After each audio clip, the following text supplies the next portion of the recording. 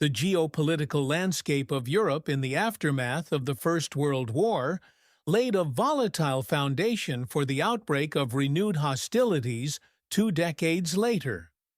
The Treaty of Versailles, signed in 1919, imposed severe territorial, economic, and military restrictions on Germany. These conditions contributed to social unrest and economic collapse, which by 1933 facilitated the rise of Adolf Hitler and the Nazi Party. Hitler's revanchist ambitions were explicitly expansionist. His concept of Lebensraum, or living space, required the acquisition of vast territories in Eastern Europe, particularly the fertile lands of Ukraine and the resource-rich regions of the Soviet Union. The Molotov-Ribbentrop Pact, signed on August 23, 1939, between Nazi Germany and the Soviet Union, included a secret protocol dividing Eastern Europe into spheres of influence. The pact enabled both regimes to pursue territorial expansion. Germany invaded Poland on September 1, 1939, and the Soviet Union followed from the east on September 17. By June 1940, the Wehrmacht had successfully overrun Denmark, Norway, the Low Countries, and France. Meanwhile, the Red Army annexed the Baltic states, Bessarabia, and northern Bukovina. Despite the non-aggression pact, Hitler viewed the Soviet Union as an ideological and strategic adversary. By the end of 1940, he began planning for its conquest under Operation Barbarossa. Germany's strategic goal in the east was the rapid destruction of the Red Army in a campaign lasting no more than 5 months. Hitler and his generals believed that the Soviet system was fragile, and its military, although large, was inefficient due to purges of its officer corps and its poor performance in the Winter War against Finland. Nazi intelligence services estimated that the Soviet Union could mobilize 150 divisions, with only 100 considered combat-ready. These assessments underestimated the Red Army's capacity. In reality, by June 1941, the Soviet Union had mobilized 303 rifle divisions, 31 mechanized corps, and over 20,000 tanks, although many were obsolete. The German High Command, or Oberkommando des Heer, OKH, planned to concentrate over 3 million soldiers, 3,600 tanks, 7,000 artillery pieces, and 2,700 aircraft along an 1,800-mile front. These forces were divided into 3 army groups: Army Group North, tasked with advancing to Leningrad; Army Group Center, aimed at capturing Smolensk and Moscow; and Army Group South, which targeted Ukraine. The invasion, scheduled for May 15, 1941, was delayed by 6 weeks due to the need to assist Italy in the Balkans. By the time Operation Barbarossa commenced on June 22, 1941, German logistics and fuel supplies were already strained by the redeployment. Soviet military preparedness was marked by a paradox. On one hand, the USSR had a massive standing army with extensive reserves. On the other, it was undergoing a complex and incomplete military reorganization. The Red Army was transitioning from rifle divisions to mechanized corps, resulting in confusion, poor coordination, and inadequate training. Additionally, Stalin's refusal to believe mounting intelligence about a pending German invasion led to a strategic delay in readiness. Despite receiving over 80 credible reports from multiple sources in the spring of 1941, Stalin maintained that the German troop buildup was a bluff aimed at pressuring the USSR politically. The strategic motivations of both sides extended beyond military conquest. For Germany, Operation Barbarossa was a war of annihilation. The Wehrmacht was accompanied by SS Einsatzgruppen tasked with eliminating Jews, communists, and political commissars. Economic goals also played a central role. Germany sought to seize Soviet oil fields in the Caucasus, grain supplies from Ukraine, and raw materials from the Urals. For the USSR, the conflict quickly evolved into a war of national survival. The Nazi occupation strategy, which led to mass killings, starvation policies, and forced labor, radicalized the Soviet population and transformed the conflict into what the Soviets called the Great Patriotic War. Public sentiment in Germany was initially optimistic. Propaganda emphasized swift victory and the superiority of German arms. In contrast, Soviet morale was fractured by the shock of the invasion and early defeats. However, appeals to patriotism, the defense of the homeland, and the cruelty of the occupiers eventually galvanized widespread resistance. By the winter of 1941, the tone of Soviet propaganda shifted from defensive to defiant, invoking historical analogies such as the invasions of Napoleon and the resilience of the Russian people. The stage was thus set for a colossal confrontation, unlike any in human history. The Eastern Front would span 4 years, involve over 70 million people, and cost the lives of tens of millions. It would witness battles of unprecedented scale, including sieges lasting 900 days, tank battles involving thousands of armored vehicles, and the total destruction of entire cities.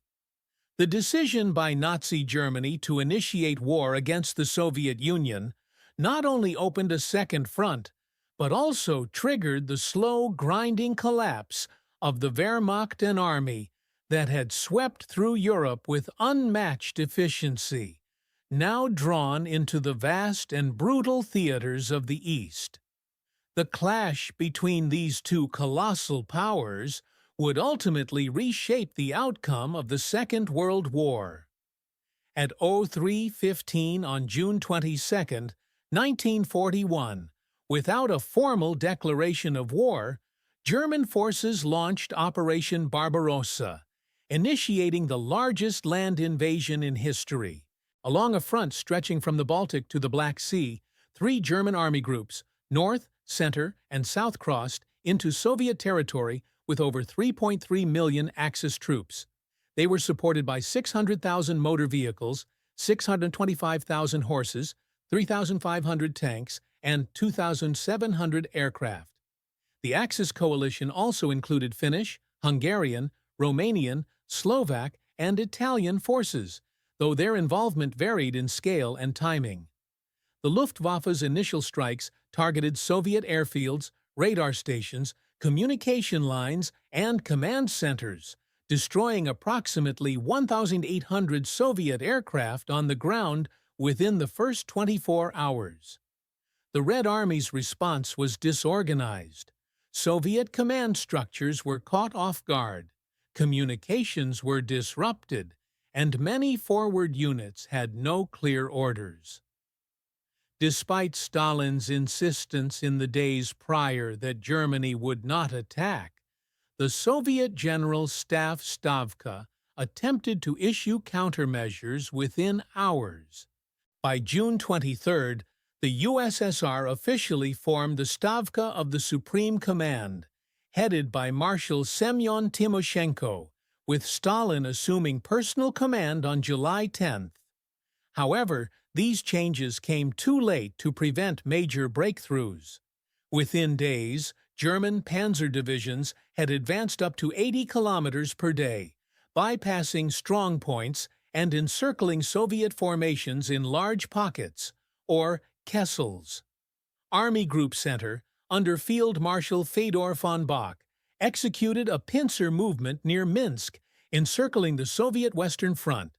The resulting battle, lasting from June 27 to July 9, 1941, led to the capture of over 300,000 Soviet troops and the destruction of 4,800 tanks.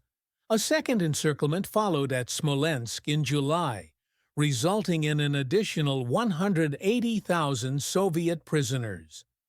In total, Within the first 8 weeks, German forces had advanced more than 500 kilometers into Soviet territory and taken over 600,000 prisoners. Soviet defenses collapsed in multiple sectors, with the Red Army forced to abandon or destroy equipment due to lack of fuel or coordination. In the north, Army Group North, under Field Marshal Wilhelm Ritter von Laib, advanced through the Baltic states toward Leningrad. The Soviet Northwestern Front attempted to slow the advance but suffered heavy losses. Riga fell on July 1st, and by mid-July, German forces were approaching Lake Ilmen. Despite attempts to stabilize the line near Novgorod, the Soviet 8th and 11th Armies were unable to prevent the German encirclement of Pskov and the collapse of the Luga defensive line. The Siege of Leningrad would soon begin, lasting from September 1941 to January 1944. In the south, Army Group South, commanded by Field Marshal Gerd von Rundstedt, faced more tenacious resistance. The Southwestern Front, under General Mikhail Kirponos, utilized larger numbers of tanks and artillery, slowing the German advance toward Kiev. Battles at Brody and Uman were particularly costly. At Brody, June 23–30, the Red Army launched one of the largest tank engagements of the campaign, fielding over 2,500 tanks. Despite numerical superiority, poor coordination, breakdowns, and lack of air cover resulted in over 1,000 Soviet tanks lost. German casualties were also substantial but sustainable due to operational momentum. Civilian populations were immediately affected. German military administration, along with SS Einsatzgruppen, followed frontline troops, initiating systematic executions of Jews, communists, and alleged partisans. In Lithuania, Latvia, and parts of Ukraine, anti-Soviet sentiment initially led some locals to welcome the Germans. However, hopes for independence were quickly extinguished by German occupation policies, which included forced labor, food requisitioning, and collective punishment. These conditions, combined with mass executions, sparked the formation of partisan movements in Belarus, Western Russia, and Ukraine as early as the autumn of 1941. By August, the Soviet Union had lost vast territories, including Belarus, the Baltic states, and parts of Ukraine and Western Russia. Soviet losses were staggering. By mid-August, over 2 million soldiers had been killed, wounded, or captured. Nearly 15,000 tanks and 10,000 aircraft had been destroyed or abandoned. German losses, while significantly lower, were mounting. Around 200,000 casualties, including 27,000 killed and over 40,000 wounded. The logistical strain also began to surface. The deeper the Wehrmacht pushed into Soviet territory, the more extended its supply lines became. Rail gauges differed, fuel consumption increased, and the motorized units began to outrun their infantry support and supply depots. Despite overwhelming setbacks, the Soviet leadership took measures to reinforce the war effort. On June 30th, the State Defense Committee was established with Stalin as its head, granting it supreme control over all military, political, and economic resources. The Red Army began to mobilize reserves, relocate industrial plants east of the Urals, and call up additional manpower. Over 800 factories were moved within 6 months, preserving industrial capacity. Soviet propaganda intensified, emphasizing defense of the homeland, heroism, and historical perseverance. With the front line still fluid and German confidence high, few in the Wehrmacht anticipated that the tide of war in the East had already begun to shift.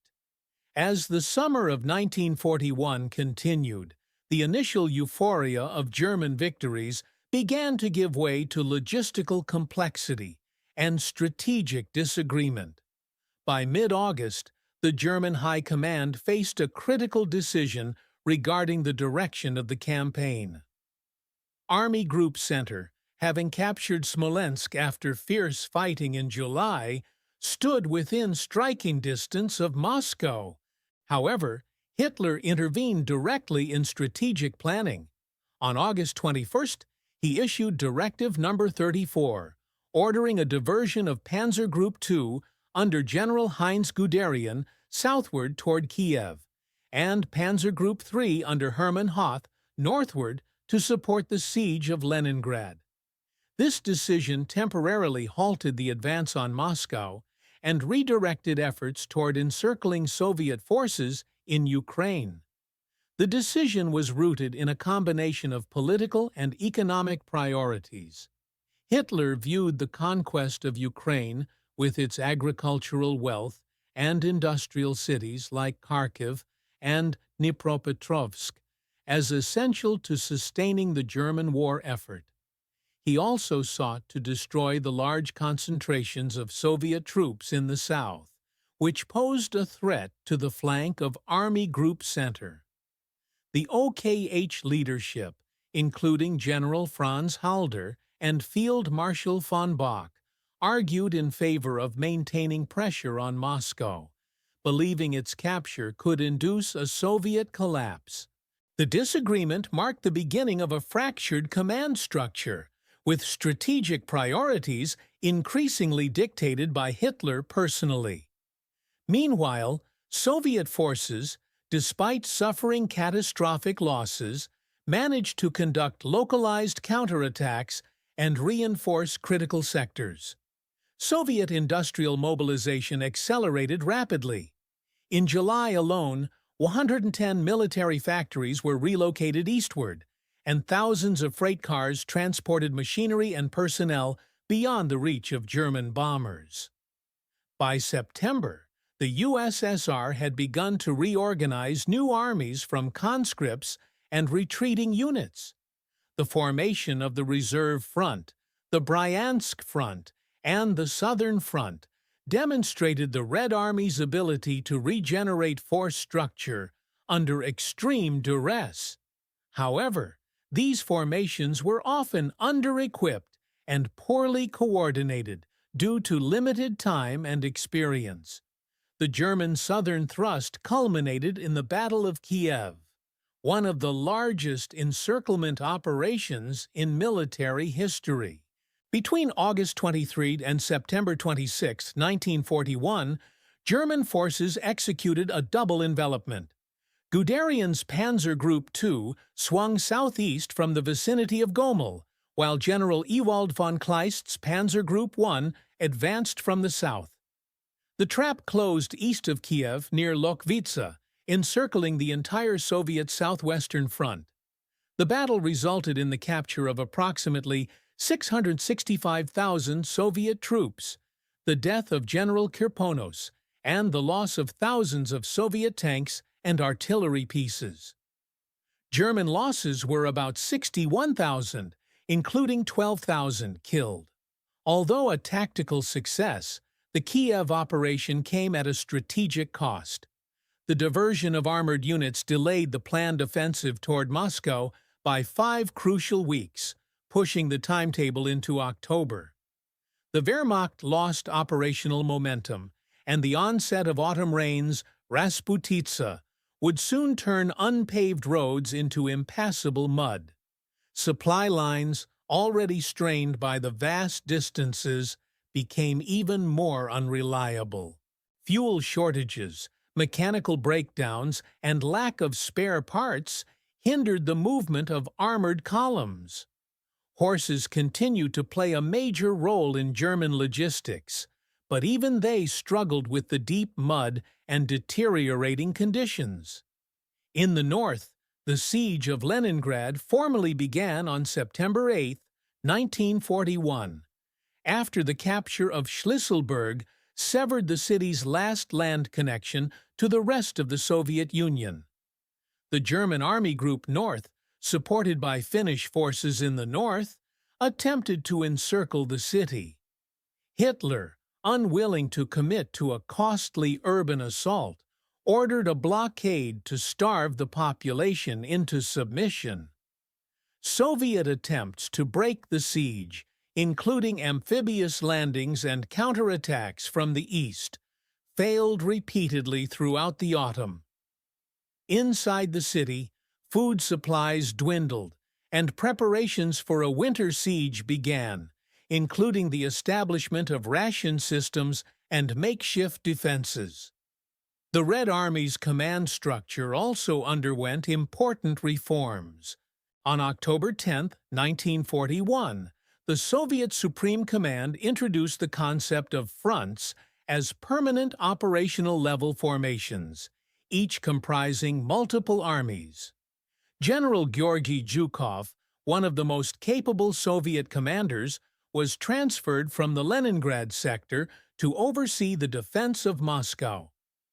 Under his direction, the Western, Bryansk, and Reserve fronts coordinated to form a defensive ring around the capital.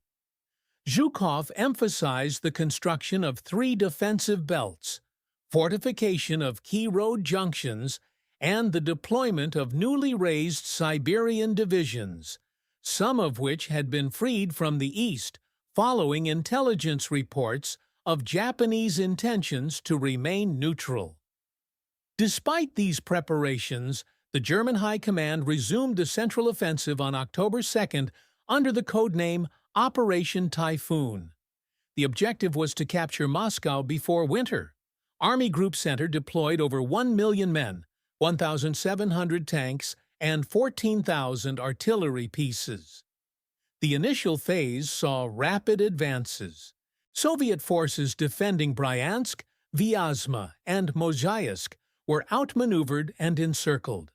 The Vyazma pocket alone resulted in the capture of over 500,000 Soviet troops. However, this success masked growing logistical and operational problems. Roads deteriorated rapidly with rain, and German infantry struggled to keep pace with the tanks. Delays allowed Soviet reinforcements to entrench along the approaches to Moscow. Meanwhile, German casualties continued to rise. Between June and November 1941, the Wehrmacht sustained over 750,000 casualties on the Eastern Front. Fuel shortages became critical. Tank units were often forced to halt for days until supplies could be brought forward. German soldiers faced increasing fatigue, worsening weather, and unfamiliar terrain. Soviet resistance stiffened, and counterattacks became more coordinated. The Luftwaffe, dominant in June, now struggled with longer flight times, Soviet flak, and deteriorating weather. As temperatures dropped, the inadequacy of German winter equipment, due to the initial assumption of a 5-month campaign, became increasingly evident. By the end of October, the Wehrmacht had reached the outer defenses of Moscow. Battles raged near Volokholamsk, Klin, and Tula. The Red Army, reinforced by divisions from Siberia and the Far East, held their ground. Urban civilians participated in trench digging and fortification efforts, while factories operated under bombardment.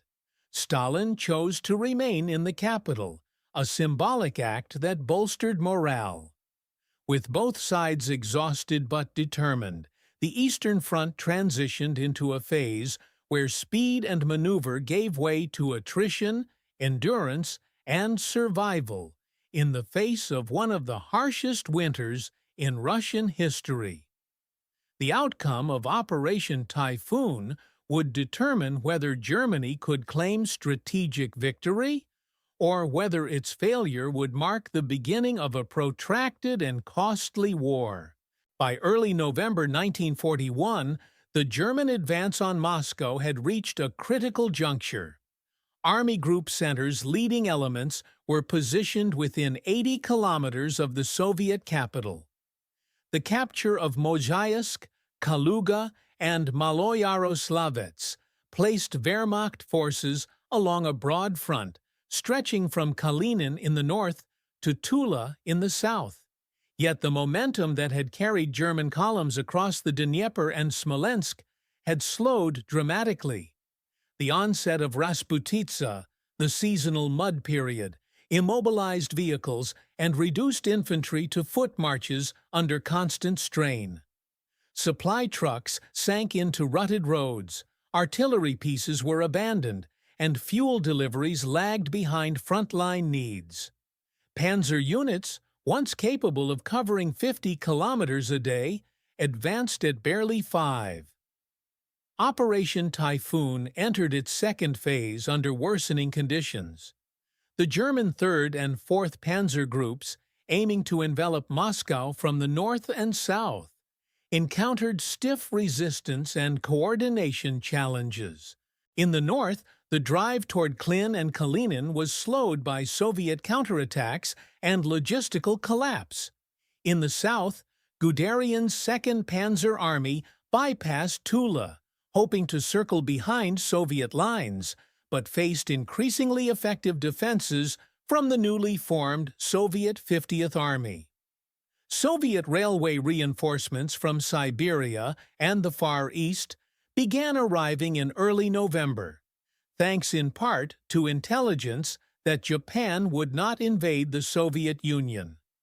These forces were better trained and equipped for winter conditions than many existing Red Army units. Inside Moscow, preparations for a possible German assault reached their peak. Over 300,000 civilians were mobilized to construct trenches, anti-tank ditches, and minefields. Stalin ordered the evacuation of some government ministries, but famously chose to remain in the Kremlin, a symbolic gesture of resistance. On November 7th, the anniversary of the Bolshevik Revolution, a military parade was held in Red Square, while German artillery thundered in the distance. Units participating in the parade marched directly to the front lines afterward. The event served not only as a morale booster, but as a declaration of Soviet resolve. The German offensive resumed in mid-November after a brief lull. On November 15th, supported by the Luftwaffe, Army Group Center launched its final push toward Moscow. The renewed offensive made limited gains. In the north, the town of Klin fell on November 24th, and elements of the German Fourth Army reached the western outskirts of Moscow by the end of the month. In the south, German troops captured Stalinogorsk and approached the outskirts of Tula, but were unable to encircle it. Temperatures plummeted rapidly. By late November, conditions ranged from 20 degrees Celsius to 30 degrees Celsius at night. German infantry lacked winter uniforms, insulated boots, or anti-freeze for vehicles and weapons. Rifle bolts froze, engines seized, and frostbite cases multiplied. The Red Army, in contrast, began to stabilize the front. General Zhukov reorganized the defense into 3 concentric belts, allowing for depth and flexibility. Soviet artillery and Katyusha rocket batteries, inflicted increasing losses on German formations, stalled in exposed positions. Soviet aviation, although inferior numerically, began to challenge the Luftwaffe's dominance due to shorter operating distances and improved coordination. Perhaps most significantly, the Soviet General Staff completed the strategic deployment of the 1st Shock Army, the 20th Army, and the 10th Army, all drawn from Eastern reserves, and placed them in position for counteroffensive action. On December 5, 1941, the Red Army launched a major counteroffensive along the entire Moscow front. Supported by fresh divisions, tanks adapted to winter warfare, and growing numbers of partisans operating in German rear areas, Soviet forces struck Army Group Centers over extended flanks.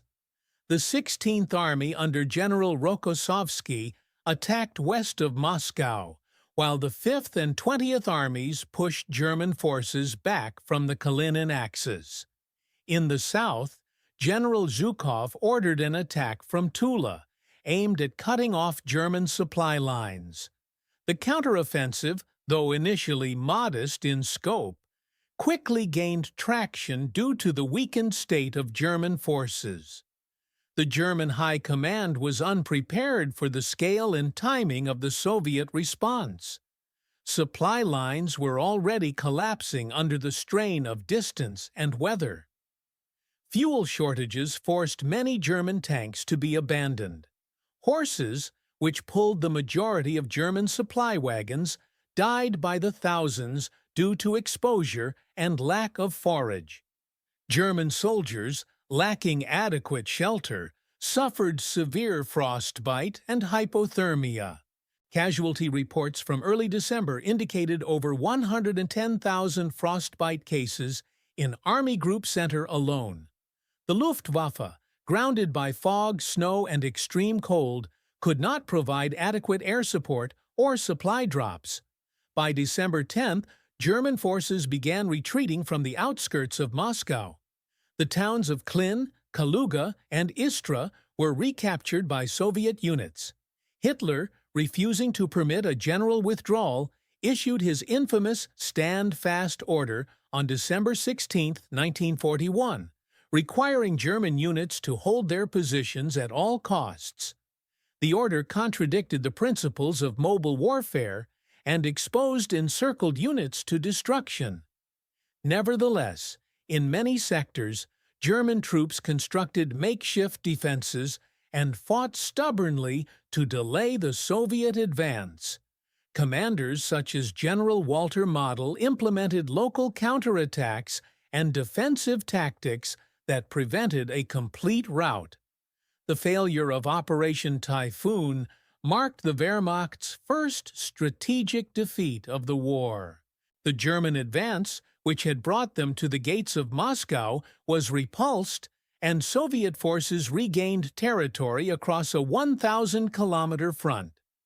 Between October and January, German casualties in the Moscow sector exceeded 180,000 killed, wounded, or missing. The Red Army suffered even greater losses, with over 370,000 casualties in the same period. Despite these losses, the Soviet command had proven its ability to absorb, adapt, and retaliate under immense pressure. The impact of the failed offensive reverberated throughout the German military. Morale declined, equipment shortages grew worse, and the myth of Wehrmacht invincibility was shattered. Hitler's direct interference in operational planning increased, as did tension between the OKH and the Führer. For the Soviet Union, the defense of Moscow became a defining moment. It proved that the Red Army could not only survive the Blitzkrieg, but reverse its gains. The winter of 1941-42 was only the beginning of a long and brutal war of attrition, but it was clear by the end of December that Germany's hopes for a quick victory in the East had failed. The Wehrmacht would now face the full industrial and human capacity of a mobilized Soviet Union. The failure of Operation Typhoon and the Soviet counteroffensive during the winter of 1941-42 forced the German High Command to reassess its strategic assumptions. The Eastern Front, initially conceived as a rapid, decisive campaign, had evolved into a protracted and attritional conflict. The German army, having suffered over 900,000 casualties in 6 months, faced shortages in manpower, fuel, winter equipment, and spare parts. Though the Soviet Union had suffered even greater losses, over 3 million men captured or killed by the end of 1941. It had succeeded in halting the invader, short of its political and military center. The Eastern War Zone had entered a new phase, one defined not by rapid maneuver, but by grueling positional warfare, strained logistics, and the escalating mobilization of total war. As the front stabilized in early 1942, both sides initiated preparations for renewed offensives. For Germany, Hitler insisted that victory on the Eastern Front was still attainable through a refined operational strategy. Rather than attempting a renewed assault on Moscow, the German High Command planned a southern offensive aimed at securing the oil fields of the Caucasus and cutting Soviet access to key resources.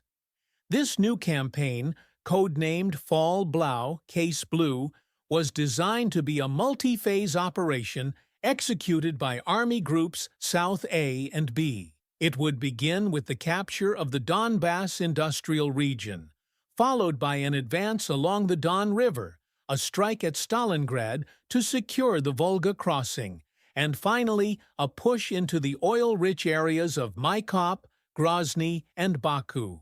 The strategic logic behind Case Blue centered on Germany's growing dependency on oil. In 1941, the Wehrmacht consumed over 3 million tons of fuel, most of which came from Romanian oil fields at Ploiești.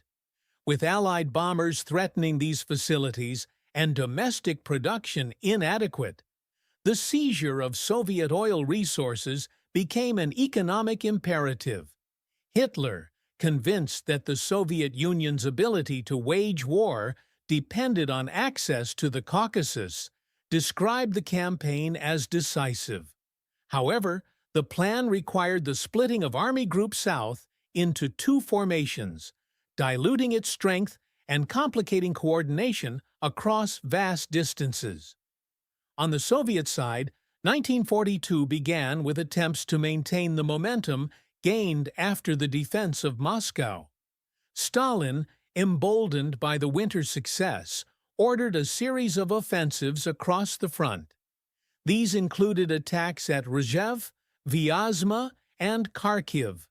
While some operations achieved tactical gains, most were poorly coordinated and under-supported. In particular, the Soviet Second Battle of Kharkiv in May 1942 resulted in a major defeat. A counterattack by German forces encircled over 200,000 Red Army troops in the Izium salient, inflicting heavy losses and delaying Soviet plans for a summer initiative. The failure at Kharkiv exposed ongoing weaknesses in Soviet operational planning and reinforced Stalin's reliance on more experienced commanders like Zhukov and Vasilevsky. In late June 1942, Germany launched Case Blue with over 1.2 million men, 2,500 tanks, and 1,800 aircraft committed to the Southern Front. The offensive initially achieved rapid success. The Red Army, anticipating another thrust toward Moscow, had concentrated reserves in the central sector and was caught off guard. The German Sixth Army, under General Friedrich Paulus, advanced toward Voronezh, while the 1st Panzer Army swept through the Donbass and toward Rostov. Within weeks, German forces had crossed the Don River and were approaching the Caucasus Mountains. Soviet withdrawals, though often chaotic, managed to avoid mass encirclements due to improved communication and rearguard tactics. However, critical problems soon emerged. The overstretched German supply lines, now extending hundreds of kilometers from railheads, could not adequately sustain the pace of the offensive. Soviet scorched earth tactics left little usable infrastructure. The separation of Army Groups South A and B created a command gap, and Hitler's micromanagement led to delays and conflicting orders.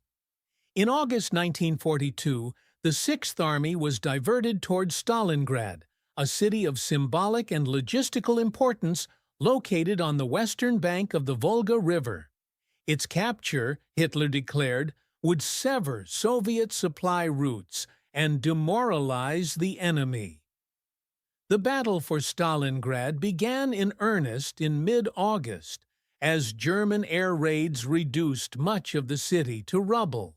The Sixth Army and elements of the Fourth Panzer Army launched frontal assaults across the city's ruins, encountering fierce resistance from Soviet troops embedded in factories, cellars, and trenches.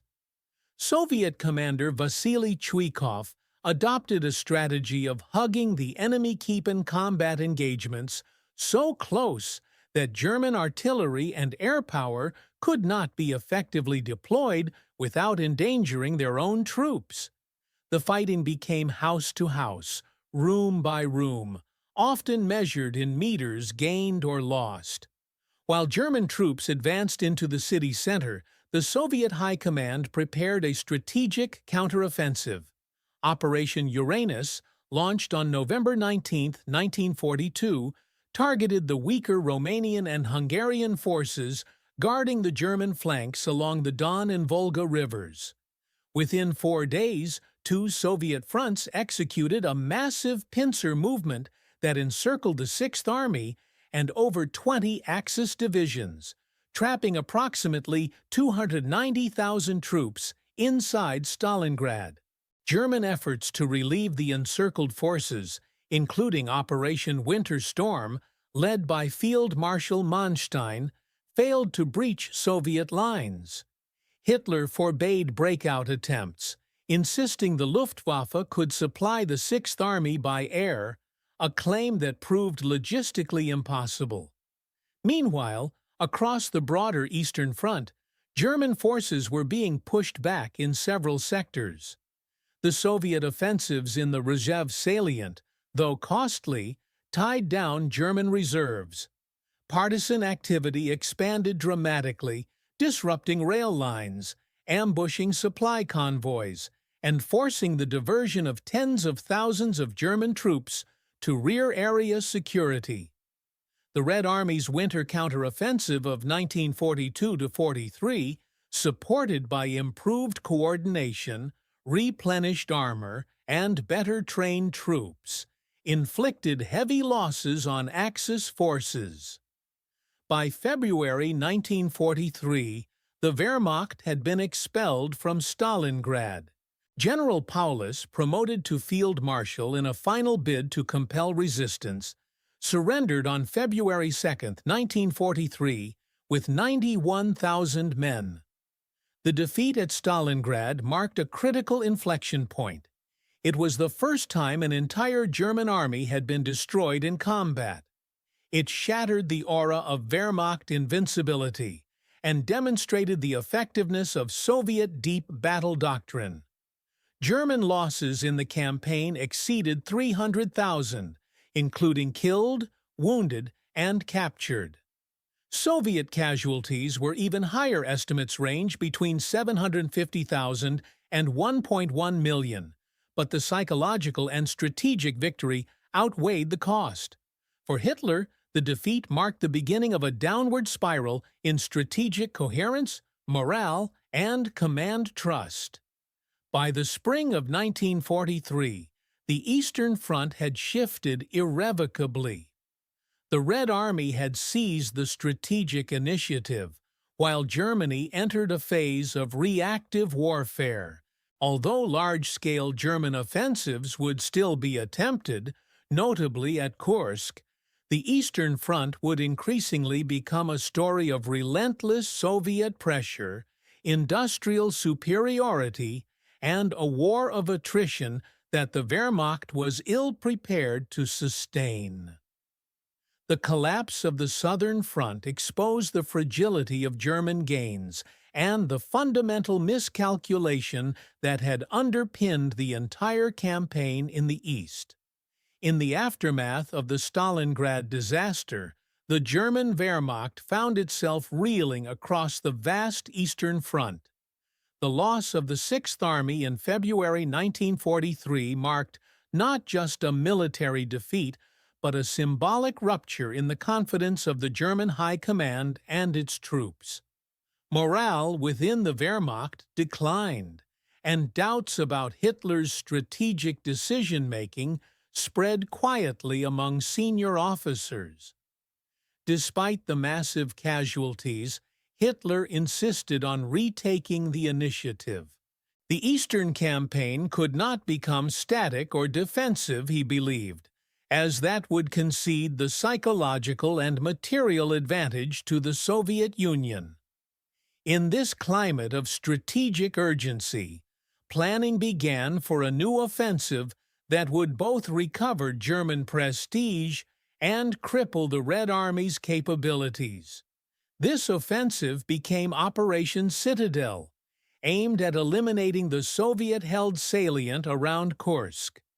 The German plan envisioned a double envelopment. The Ninth Army under General Walter Model would attack from the north, while the 4th Panzer Army under General Hoth and Army Detachment Kempf would strike from the south. The objective was to surround and destroy Soviet forces in the salient, thereby shortening the front and restoring strategic flexibility. The operation was scheduled for early May 1943, but delays caused by logistical issues, muddy terrain, and Hitler's indecision pushed the launch date back to July 5th. During this delay, the Soviets transformed the Kursk salient into one of the most heavily fortified zones in military history.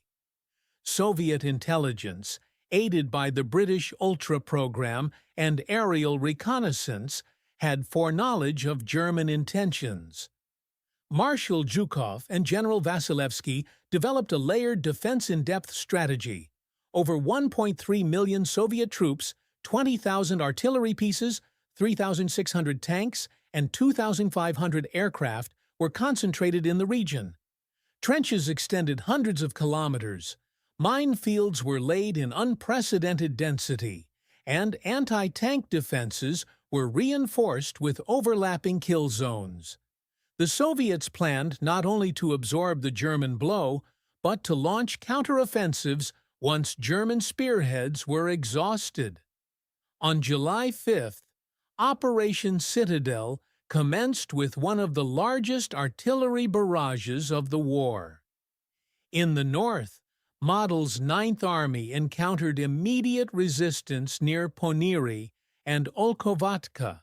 The German advance was slow and costly, as Soviet defenders utilized deep fortifications and local counterattacks to delay and bleed German forces. In the south, Hoth's panzer divisions achieved more success, advancing up to 35 kilometers and approaching the town of Prokhorovka. On July 12th, one of the most famous armored clashes in history unfolded there, as the Soviet 5th Guards Tank Army launched a massive counterattack. The Battle of Prokhorovka was not the decisive tank engagement that German planners had envisioned.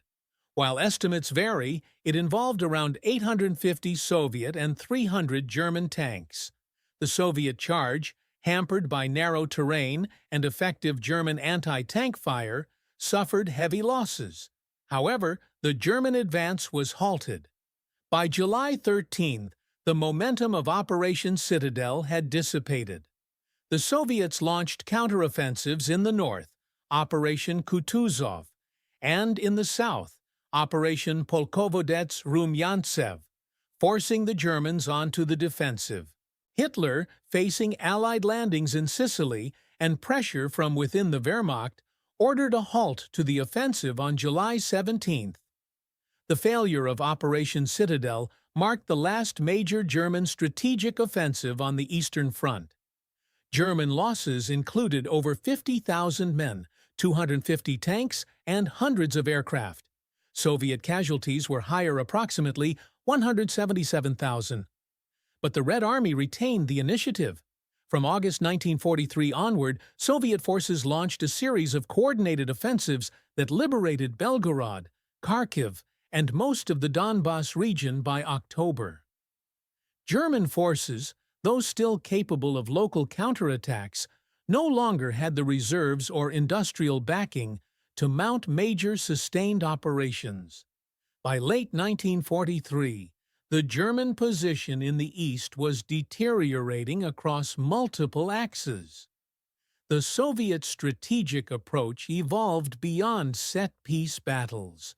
Using mobile groupings and deep operational planning, the Red Army began to penetrate German defenses and exploit breakthroughs with mechanized exploitation forces.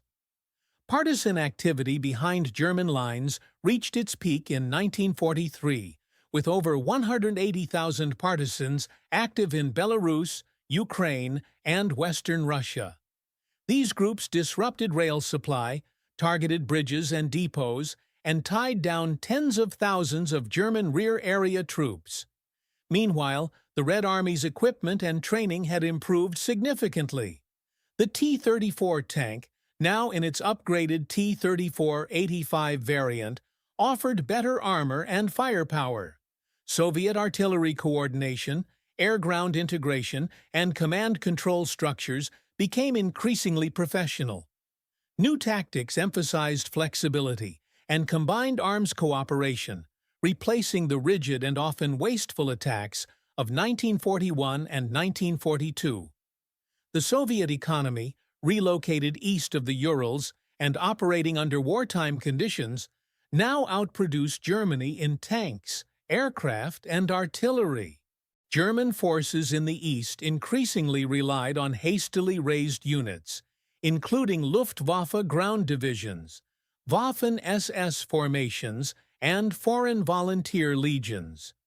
These units varied in quality and cohesion, and many were poorly trained or under-equipped. The Wehrmacht's logistical apparatus, already overstretched, suffered from Allied bombing campaigns in the West and fuel shortages that affected both strategic mobility and tactical operations. By the end of 1943, the average German infantry division was understrength and lacked motorized transport, making rapid redeployment nearly impossible. The Soviet winter offensive of 1943–44 further deepened German losses. In Ukraine, operations such as the Zhytomyr-Berdychev offensive and the Dnieper-Carpathian offensive forced German army groups south into retreat. The Red Army recaptured Kiev in November 1943, and by March 1944 had advanced to the pre-war Polish-Soviet border in some sectors. German attempts to re-establish a coherent front line were hindered by continual Soviet pressure and the increasing inferiority of German reserves. The Luftwaffe, once dominant in the air, was now largely defensive and incapable of sustained support for ground operations. In the north, the Siege of Leningrad was finally lifted in January 1944 after nearly 900 days, during which over 1 million civilians perished from starvation, disease, and bombardment. The lifting of the siege marked another blow to German strategic prestige and further signaled the loss of initiative. Finland began seeking peace with the Soviet Union, and German forces in the Arctic faced isolation and supply problems. By the spring of 1944, the Eastern Front extended from the Baltic to the Black Sea, with the Red Army poised to launch major summer offensives. The Wehrmacht, though still formidable in experience and discipline, had been forced into a defensive war on a scale for which it had never been designed. With its elite formations depleted, its industrial base strained, and its opponents improving daily, the German military machine was no longer in a position to dictate the pace of war. The momentum had fully shifted. The Eastern Front had broken not in one decisive moment, but through relentless attrition, adaptation, and strategic overreach. Germany's inability to achieve a knockout blow had committed it to a long war it could not win. As 1944 began, the Red Army no longer fought from a position of desperation, but from growing strategic and operational superiority. The Soviet military had undergone a remarkable transformation, Since the catastrophic retreats of 1941, command structures had matured. Logistical chains were stabilized across vast distances, and the Red Army had developed experience in coordinating combined arms operations at the operational and strategic levels. At the same time, the German Wehrmacht was entering a phase of critical vulnerability. Its losses on the Eastern Front had reached over 2 million by the end of 1943, and its ability to replace experienced troops and equipment was in irreversible decline. The Soviet Union, by contrast, was producing 3 times more tanks and nearly twice as many aircraft as Germany, while maintaining numerical superiority in manpower and artillery. Faced with this growing imbalance, German forces sought to hold ground by adopting a defensive posture along a heavily fortified line, stretching from the Baltic coast through Belarus and Ukraine to the Carpathian Mountains. Known informally as the Panther-Wotan Line in some sectors, this defensive belt relied on natural terrain, rivers, minefields, and reinforced strongpoints. German planners hoped that by defending this line and launching localized counterattacks, they could buy time to rebuild forces or exploit any political divisions among the Allies. However, these hopes proved illusory. The Red Army launched a series of major winter-spring operations between January and May 1944 that began to dismantle German defenses across multiple sectors. In Ukraine, the Korsun-Shevchenkovsky offensive in January-February 1944 encircled 2 German corps, trapping approximately 60,000 men. Although a breakout was eventually organized, German losses were heavy, and the operation demonstrated the growing effectiveness of Soviet operational maneuver and encirclement tactics. Follow-up offensives drove German Army Group south across the Bug and Dniester rivers. Odessa was liberated in April, and Soviet forces entered Romanian territory by May. In the north, the Leningrad-Novgorod offensive shattered the siege lines that had held since 1941. Over the course of January 1944, the Soviet Leningrad and Volkhov fronts coordinated a massive push that forced the German 18th Army into retreat. Leningrad, after nearly 900 days of siege, was fully relieved. German losses in the northern sector exceeded 90,000. Finland, recognizing the shift in momentum, began secret peace negotiations with the Soviet Union. By September 1944, Finland would exit the war entirely. The Soviet summer offensive of 1944, codenamed Operation Bagration, marked the single most devastating blow to the Wehrmacht on the Eastern Front. Planned as a massive multi-front operation aimed at the German Army Group Center in Belarus, Bagration involved over 2.3 million Soviet troops, 6,000 tanks and self-propelled guns, 36,000 artillery pieces, and nearly 5,300 aircraft. German defenses, though extensive, were understrength and poorly coordinated. Army Group Center had just over 800,000 troops and 600 operational tanks, many of which were obsolete. On June 22, 1944, 3 years to the day since the launch of Operation Barbarossa, the Red Army struck across a 700-kilometer front. Soviet forces employed maskirovka, deception, on a grand scale, convincing German intelligence that the main offensive would occur in the south. The actual blow came in the center. The Soviet strategy combined deep penetrations by armored and mechanized corps with massive artillery barrages and aerial bombardments. Within days, German frontline units were encircled and destroyed in successive pockets. Minsk was liberated on July 3rd, and over 350,000 German troops were killed, wounded, or captured in a matter of weeks. Army Group Center ceased to exist as a coherent fighting force. The psychological impact of Operation Bagration on the German command was profound. It demonstrated that the Wehrmacht could no longer prevent massive territorial losses, even in prepared positions. Hitler's response was increasingly disconnected from operational realities. He dismissed generals, refused strategic withdrawals, and insisted on holding untenable positions. Internal cohesion within the German officer corps frayed further, as the July 20th assassination attempt against Hitler, planned largely by officers on the Eastern Front, illustrated the growing desperation among some elements of the military. In the wake of Bagration, Soviet forces advanced rapidly into Poland and the Baltic states. The Lublin-Brest offensive liberated eastern Poland, bringing Soviet troops to the Vistula River by August. In the south, the Second Jassy-Kishinev offensive in Romania encircled and destroyed the German Sixth Army again, and prompted a Romanian coup on August 23.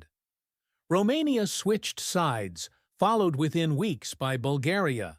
Soviet troops advanced into the Balkans, entering Yugoslavia and threatening Hungary. The strategic consequences of the summer campaigns were immense. German forces were pushed back over 600 kilometers across a wide front. The Red Army now stood on the borders of East Prussia, Slovakia, and the former German Protectorate of Poland. Soviet supply lines, once overstretched, were increasingly supported by rail systems restored or rebuilt in the wake of the advance. Forward airfields allowed the Red Air Force to provide continuous support. The collapse of the German position in Eastern Europe created a cascade of political and military crises within the Axis alliance. German responses to these disasters were constrained by dwindling manpower, industrial shortages, and strategic overextension.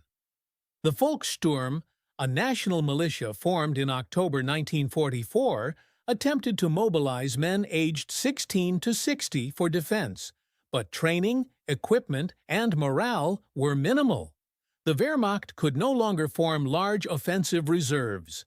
Defensive strategies, such as the construction of fortified cities, Festungen, like Königsberg and Budapest, failed to stop the tide of the Soviet advance. These cities became traps rather than bastions, drawing in exhausted units that could not be relieved. As the Red Army approached the German heartland, the German population began to experience the full consequences of total war. Millions of civilians were displaced. Refugee columns fled westward ahead of the Soviet advance, while German authorities implemented scorched earth policies and deportations. Partisan activity remained high behind Soviet lines, but in German-occupied territory, uprisings such as the Warsaw Uprising in August 1944 were brutally suppressed.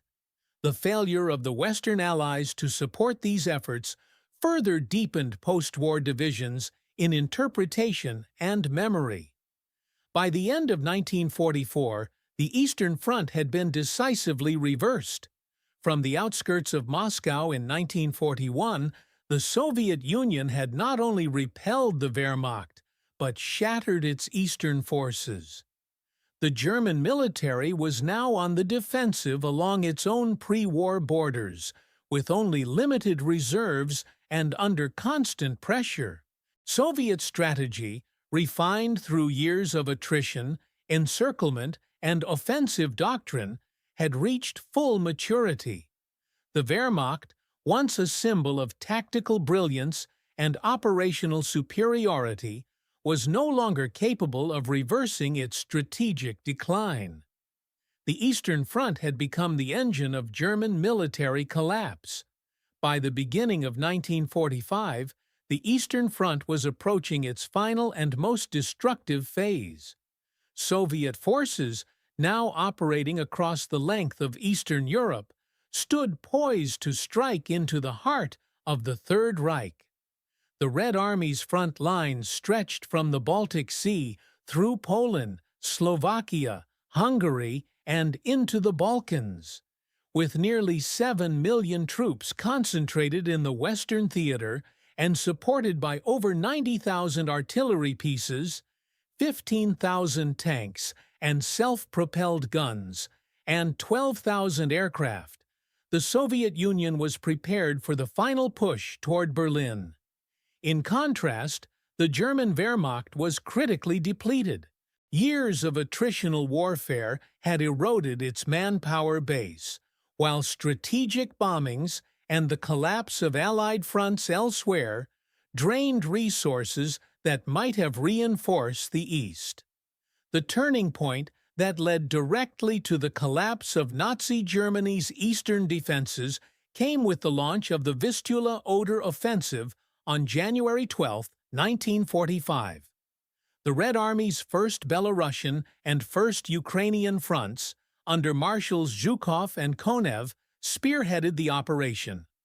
Soviet forces broke out from bridgeheads near Baranov and Magnusiu with devastating artillery barrages, penetrating the thinly held German defensive lines in western Poland.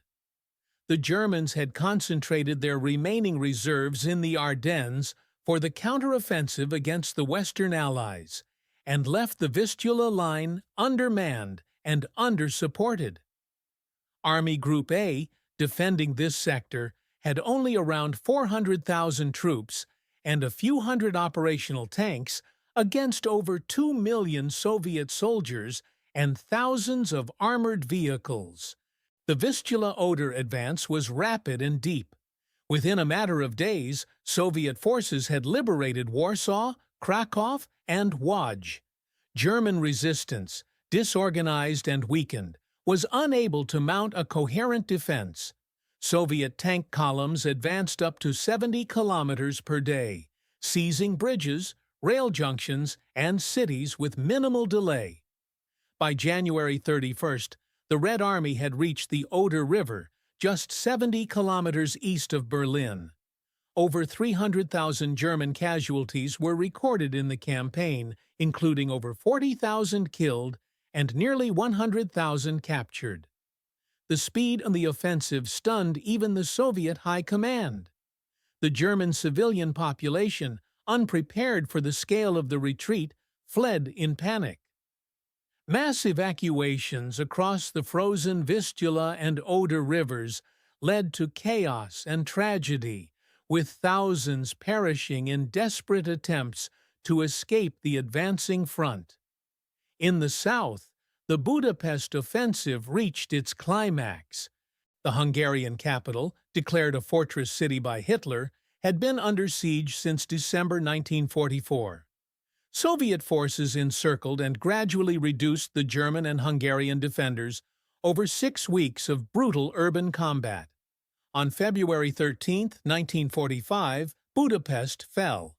The siege had cost the Axis nearly 200,000 men, and the failure to hold Hungary opened the door to Soviet advances into Austria and Czechoslovakia. German control in the Balkans rapidly disintegrated. Yugoslav and Soviet forces advanced through Croatia and Slovenia, while Romania and Bulgaria, now under Soviet occupation, joined in the campaign against Nazi Germany. The Wehrmacht's defensive efforts in the east had, by this time, become a series of desperate holding actions. German units attempted to slow the Soviet advance through scorched earth tactics, demolitions, and static defenses. The East Prussian offensive, launched in January 1945, saw the Third Belarusian Front attack Königsberg and its surrounding fortifications. German forces, including the remnants of Army Group North, attempted to defend the province, but were gradually encircled and destroyed. The cities of Allenstein Elbing, and Königsberg fell one by one. Civilian casualties were extreme, compounded by the harsh winter, aerial bombardment, and the breakdown of evacuation efforts. The loss of East Prussia, the ancestral heartland of Prussian militarism, marked a profound psychological and territorial blow to Germany. In parallel, Soviet propaganda intensified efforts to encourage surrender and spread fear among German civilians and troops. Reports of atrocities committed by advancing Soviet forces, some verified, others exaggerated or fabricated by Nazi propaganda, added to the atmosphere of dread. Fear of retribution for Nazi crimes in the East, combined with collapsing German logistics and the total absence of air superiority, created an environment of mass panic. Meanwhile, the Red Army pressed forward with unrelenting momentum. The next phase of the campaign was the Silesian offensives, launched in February and March 1945.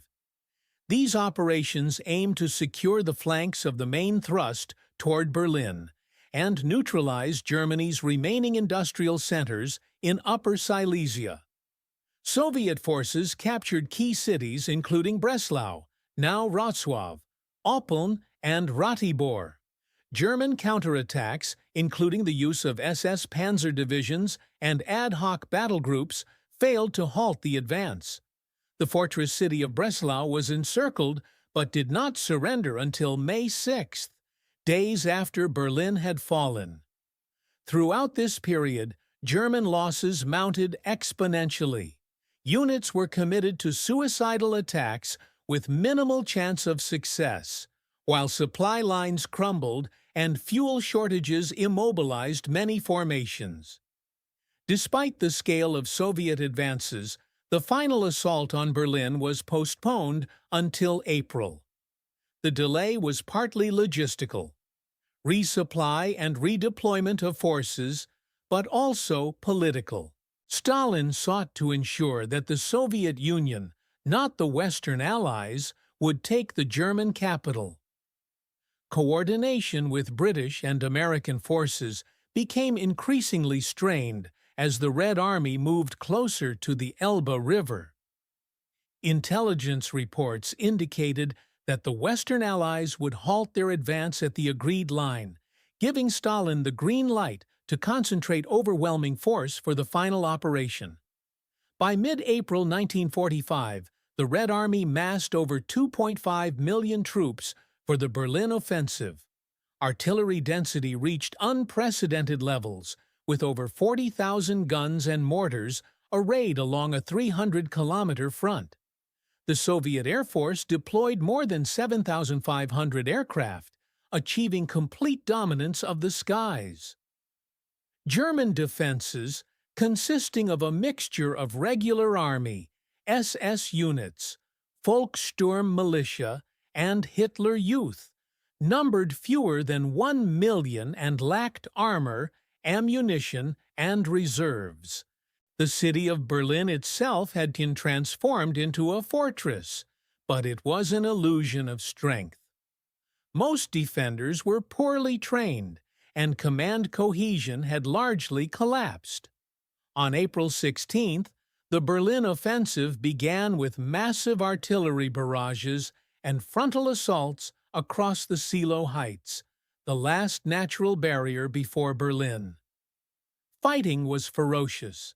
German defenders, commanded by General Heinrizi of Army Group Vistula, inflicted heavy losses during the first days, but the sheer scale of Soviet manpower and firepower proved decisive.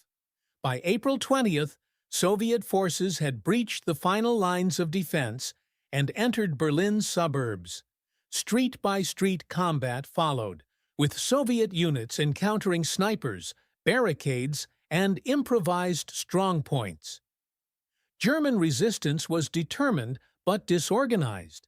Civilians suffered immense casualties, and large sections of the city were reduced to rubble.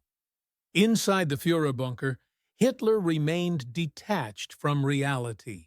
On April 30th, as Soviet troops closed in on the Reich Chancellery, he committed suicide alongside his inner circle. On May 2nd, Berlin surrendered unconditionally. The battle had cost the Soviets nearly 80,000 killed and 275,000 wounded. German military and civilian casualties during the Berlin campaign exceeded 450,000. Days later, on May 7-8, 1945, Germany signed the Instrument of Unconditional Surrender. The end of the war in Europe marked the culmination of 4 years of total war on the Eastern Front. The scale of destruction defied comparison. The Eastern Theater had consumed the majority of Germany's military capacity, caused over 10 million Soviet military fatalities, and laid waste to entire regions. The Wehrmacht, which had once appeared unstoppable, had been broken not by a single battle, but by the cumulative weight of industrial attrition, strategic overreach, and the relentless resilience of the Soviet war machine. The collapse that began in Stalingrad and deepened through Kursk, Belarus, Poland, and East Prussia reached its conclusion in the ruins of Berlin. The Eastern Front had not only broken the Wehrmacht, it had destroyed the illusion of German invincibility. The collapse of the Wehrmacht in the East in 1945 was not merely a military failure, it was a total breakdown of Germany's capacity to wage war. Yet, the final act of the Eastern Front had consequences that extended far beyond the battlefield. The withdrawal of German forces, the occupation of Eastern and Central Europe by the Red Army, and the unprecedented destruction left behind ushered in a period of profound political, social, and humanitarian crisis. The immediate aftermath of the fighting exposed the brutal cost of Nazi aggression, the scale of Soviet retaliation, and the challenges of rebuilding a continent shattered by years of total war. The retreat of the Wehrmacht from Eastern Europe was accompanied by a mass civilian exodus of ethnic Germans, Volksdeutsche, and others fleeing from the advancing Soviet forces. Between January and May 1945, an estimated 12 to 14 million civilians attempted to escape westward. Many fled in harsh winter conditions, on foot or in overloaded wagons, with little food, water, or medical care. Thousands perished from exposure, disease, and exhaustion. The sinking of the Wilhelm Gustloff on January 30, 1945, torpedoed by a Soviet submarine during an evacuation from East Prussia, resulted in the deaths of more than 9,000 people, most of them civilians, making it the deadliest maritime disaster in history.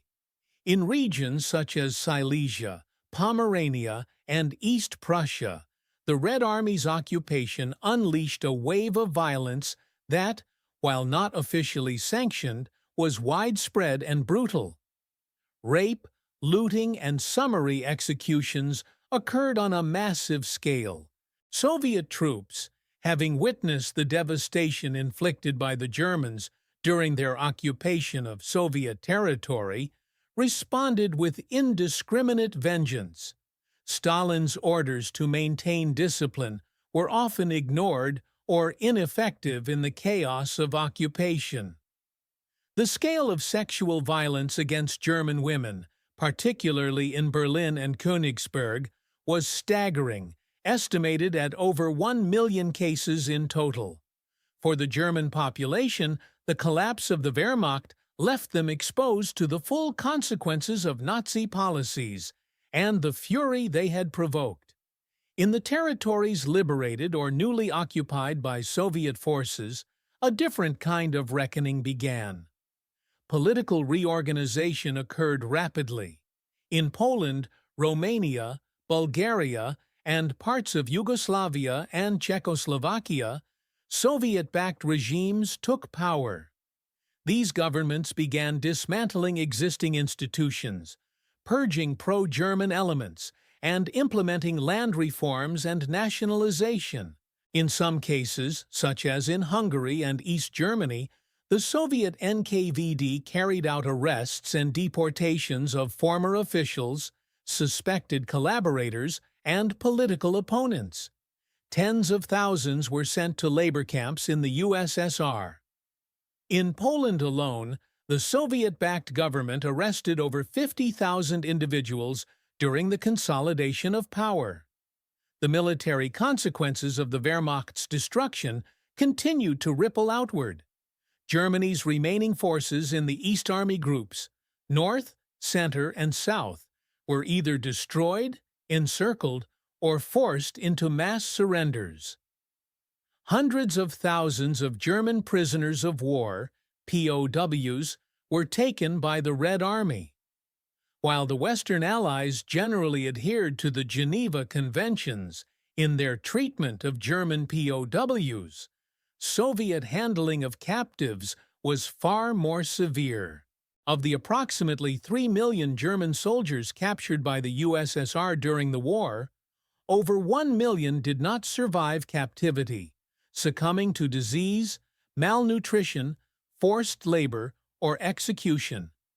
The German military infrastructure in the East was dismantled completely. Weapons, vehicles, and supplies were either destroyed or seized as war reparations.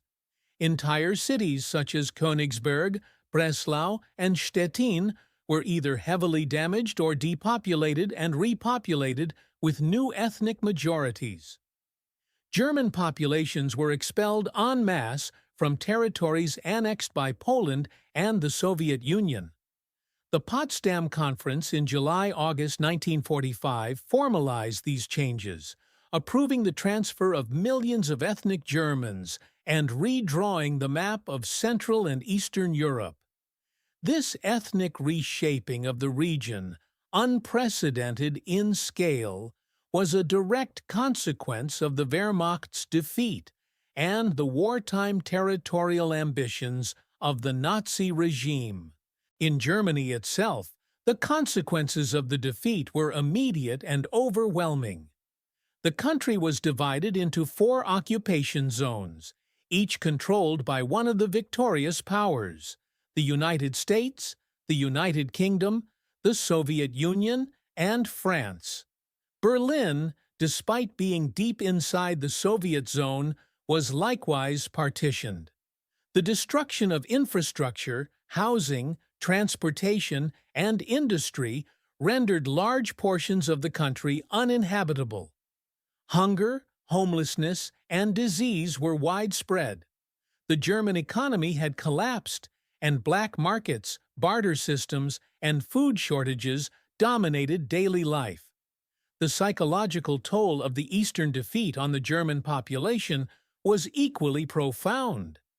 The Nazi regime had built its legitimacy on promises of strength, expansion, and racial supremacy. The reality, as experienced by millions of returning soldiers and civilians, was total defeat, occupation, and disillusionment.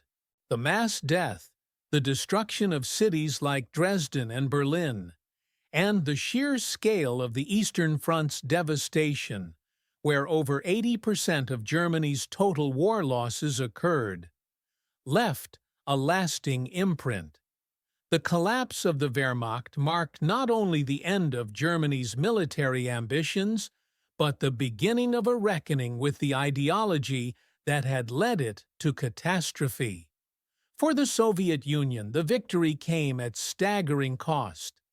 The Eastern Front had consumed 27 million Soviet lives, including more than 10 million soldiers and at least 17 million civilians. Entire regions were depopulated, infrastructure destroyed, and cities razed. Yet the triumph over Nazi Germany brought immense geopolitical rewards. The USSR emerged as a superpower, occupying a buffer zone of satellite states and expanding its influence over Eastern Europe. The Red Army's role in liberating and occupying Europe became central to Soviet national identity. Monuments to the fallen were erected across the continent, and the narrative of the Great Patriotic War became foundational to post-war Soviet ideology.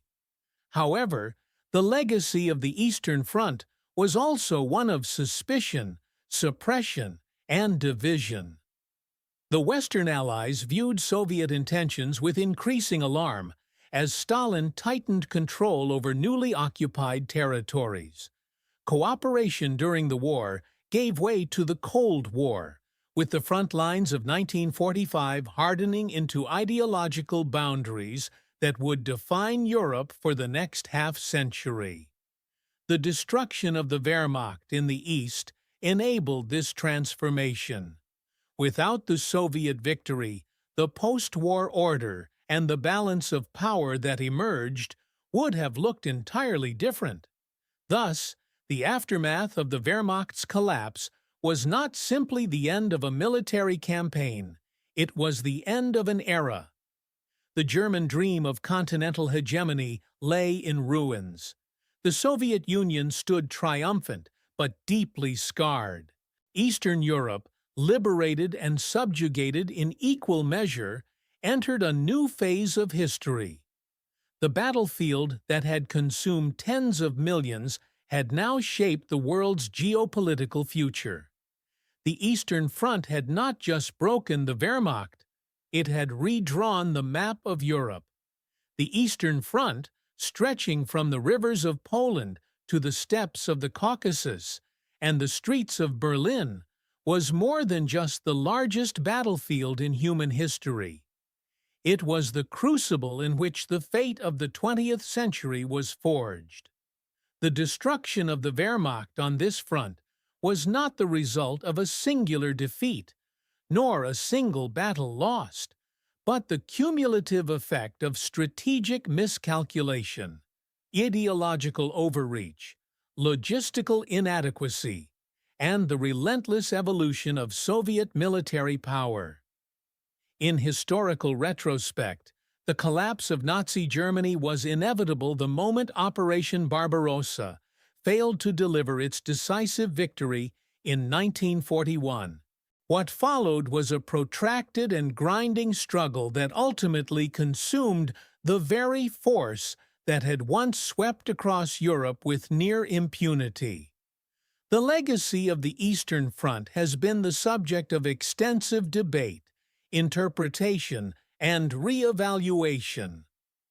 From the perspective of military historians, the campaign highlighted both the strengths and weaknesses of German operational doctrine.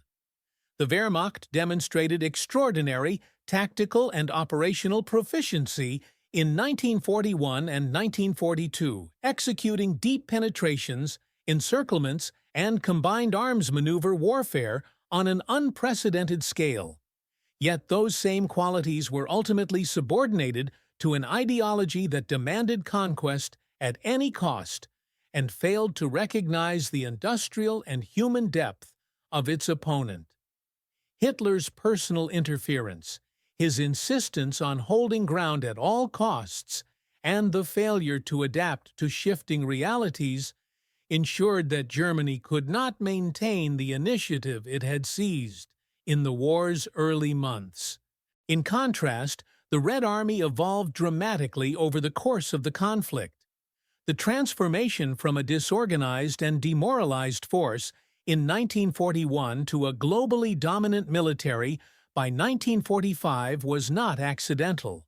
It was the result of centralized mobilization, ruthless discipline, deep operational theory, and the forced industrialization of an entire society. The Soviet Union learned from its early defeats.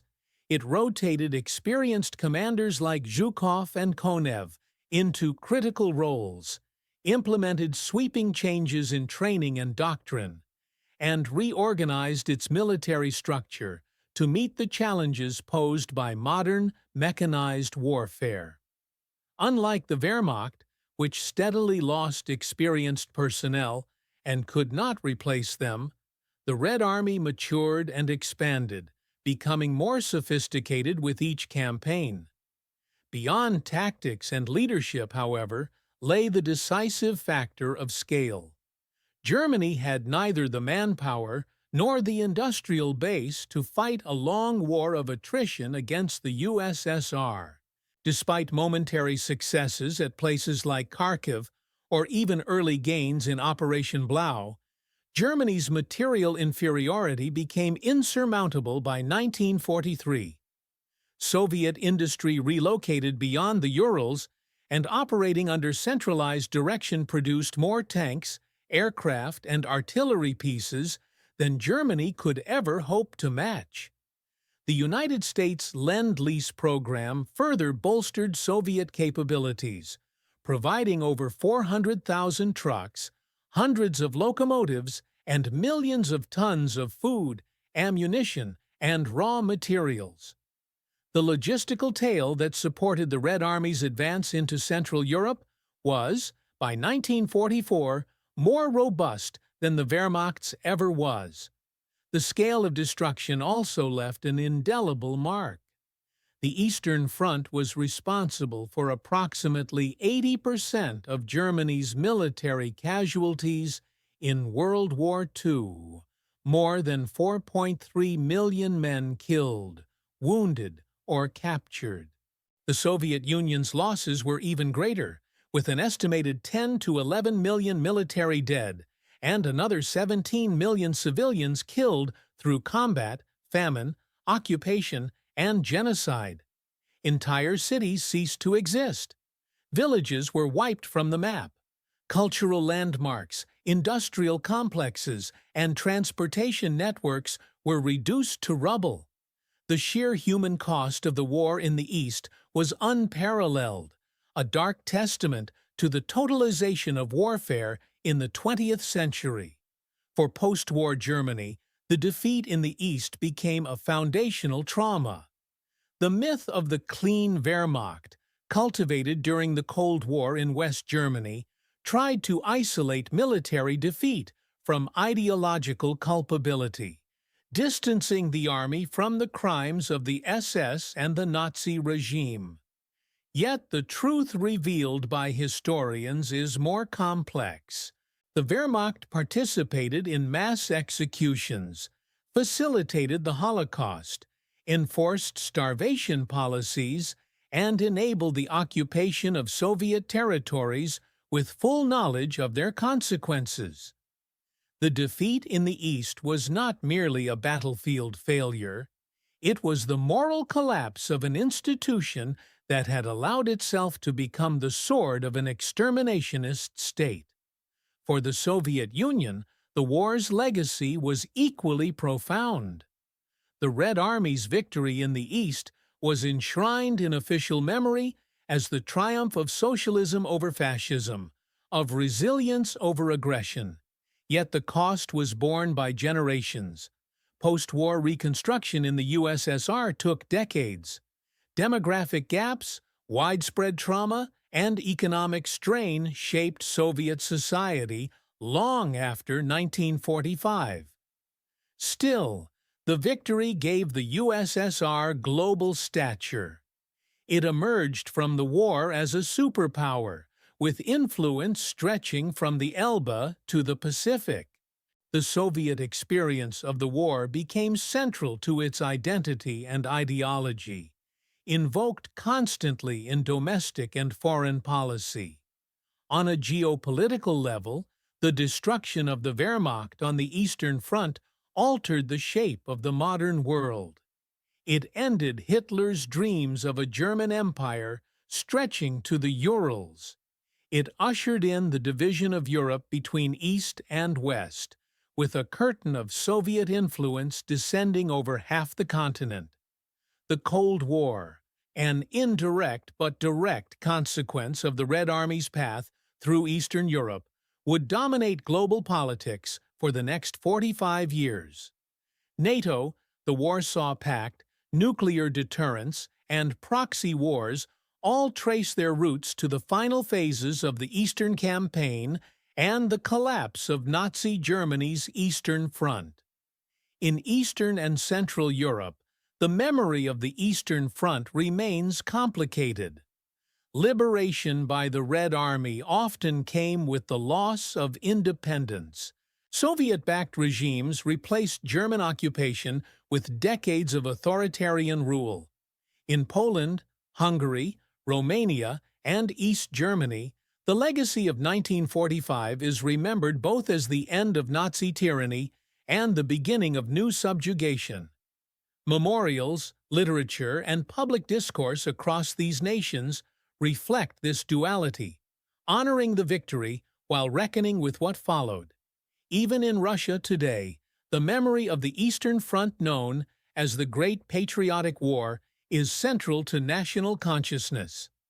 Victory Day is the most sacred secular holiday, and narratives of sacrifice, resistance, and triumph are central to Russian identity. Yet these memories, while powerful, sometimes obscure the complexity of the war, the repressions, the forced deportations, the mistakes, and the immense suffering endured by soldiers and civilians alike. Ultimately, the destruction of the Wehrmacht on the Eastern Front must be understood not simply as a military event, but as a civilizational rupture. It brought an end to one of history's most aggressive and genocidal regimes. It transformed the balance of power globally. It left behind a landscape reshaped by war, both physically and psychologically. It redefined the possibilities and limits of military power in the modern world. The Eastern Front broke the Wehrmacht not just with bullets and bombs, but with time, resilience, and overwhelming force. It proved that even the most well-trained and mechanized military force could be undone by hubris, by poor judgment, and by the will of a nation mobilized for survival. The cost of that lesson was immeasurable, but the consequences echo still.